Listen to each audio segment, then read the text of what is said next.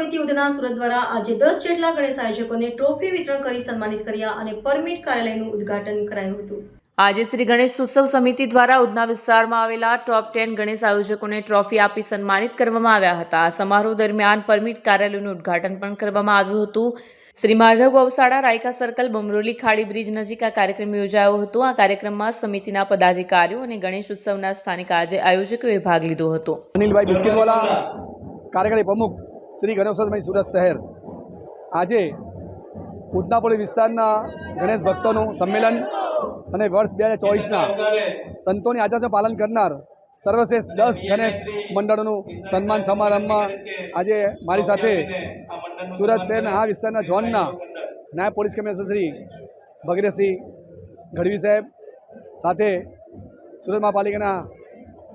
transport કમિટીના chairman એવા સોમનાથભાઈ મરાઠે, મારી સાથે જ સમિતિના મંત્રી એવા ડૉક્ટર બળવંતભાઈ પટેલ, ઉપપ્રમુખ શ્રી મનોજભાઈ, અમિતભાઈ,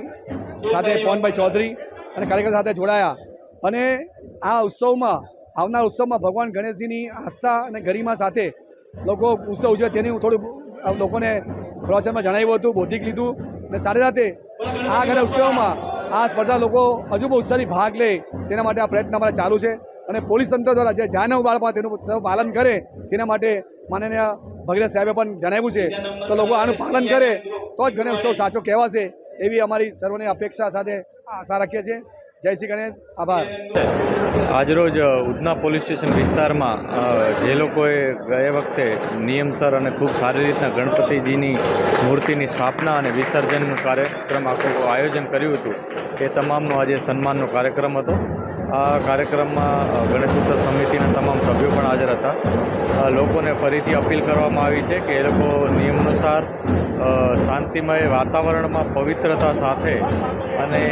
તમામ ધર્મો અને સમુદાયો વચ્ચે સૌહાર્દ રહે એ મુજબ શ્રીજીની મૂર્તિની સ્થાપના કરે, એમની જે 10 દિવસ 5 દિવસ જેટલા પણ રાખે એ લોકો અને ત્યારબાદ વિસર્જનની પ્રક્રિયા પણ એટલી શ્રદ્ધા અને પવિત્રતાથી કરે અને સારી રીતના લોકોને